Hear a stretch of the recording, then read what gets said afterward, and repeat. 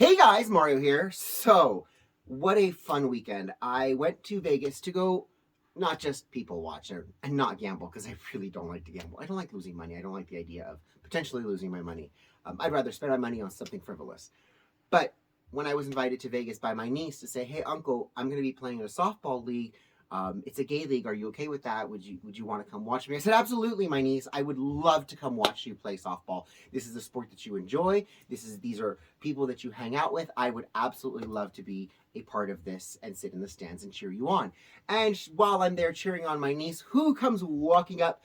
But my first cousin. My first cousin from my father's side. I was like, "Oh my God, hey, what's going on, cousin? How do you do?" Da, da, da. Long time no see. We live 60 miles from each other, but of course, we have to travel hundreds of miles in order to run into each other and actually hang out. So after the softball games were finished, we went ahead and all hung out as a group, as a team, and it was fun. I invited a friend of mine who lives in the Vegas area, just outside of the city. I said, "Hey, by the way, friend, I'm going to be in Vegas. Would you like to come down?" And they said, I don't go down to the city for anybody. Like literally, if I have friends and family going, "Hey, I'm in Vegas. You want to come down?" I'll tell, have fun. Call me if you want to come out to the outskirts of the city. She said, "But for you, I will absolutely go down there." And sure enough, we hung out. We had brunch. We walked the strip. Fremont Street. I don't like the new strip. We walked Fremont Street, and it was amusing because you have those can girls who are like, "Come take a picture with us. Take a picture in Vegas." And of course, they walk up to me. "You want to take a picture with us?" And I said, "No, honey, you're barking up the wrong tree. I really have no desire." And she's like, "Oh, it's okay.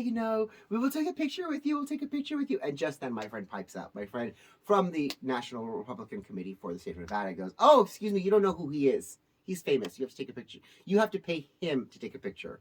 And they looked at me and they looked at her and they were like, "Oh," and they walked away. It was epic.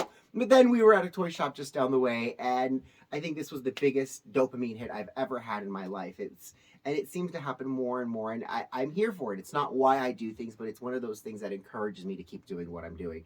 I'm walking out of the toy shop with my family. We've done shopping. We got our items, and this girl walks in and goes, "I know you. I follow you on Instagram." And I said, "What? Excuse me?" She goes, "I'm so and so. So." I'm like, "This is great. I love this. Like, what's your name? I want to know about you, because if you're interested in following me on Instagram and you take the time to step out of your day to be like, I know who you are. I want to know who you are too, because I appreciate that.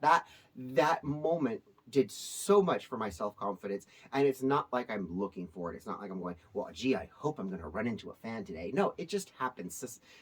That's the serendipity of everything. And when that happens, it just affirms that I'm on the right path. I had to tell them, I'm no longer on Instagram. I'm no longer on Facebook. I'm only on Twitter. And of course, I asked to take a picture, not them. No, I want a picture with you, because that's for my memory. I'm very excited to meet these people.